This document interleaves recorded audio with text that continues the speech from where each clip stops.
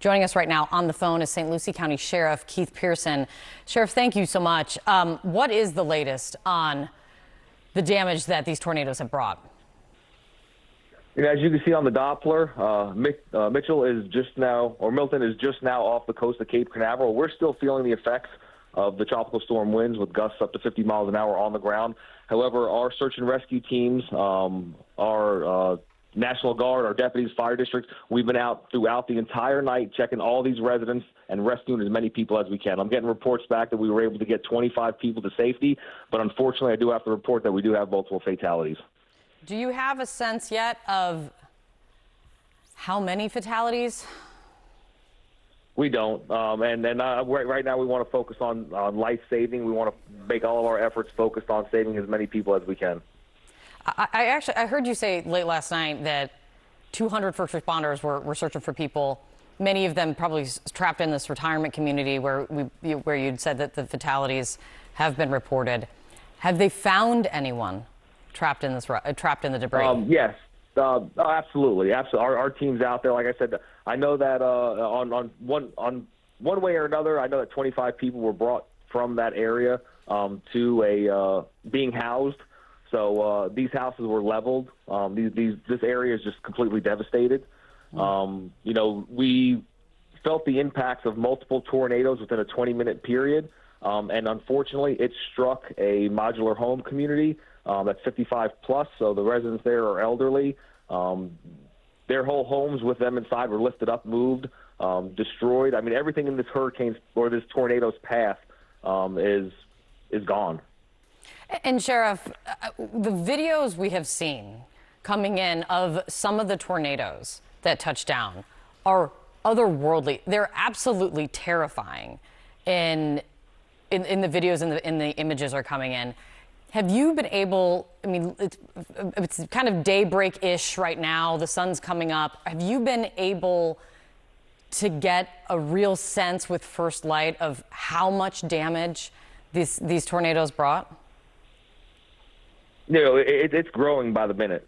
I was actually out on scene with our deputies as these tornadoes struck, responding to another incident. Our sheriff's office here was struck by a tornado, and it wiped out a red iron building, about a 10,000 square foot building that housed all of our rescue vehicles. So we first had to now get all of our vehicles out of there, our high water rescue vehicles, our boats, and things of that nature.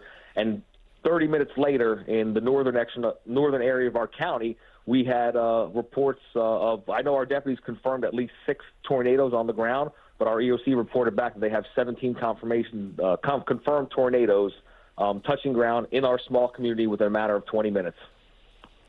I mean, to put it bluntly, that sounds crazy for your deputies to be up. I mean, that all at once, essentially, that sounds absolutely crazy. Have you ever experienced something like that?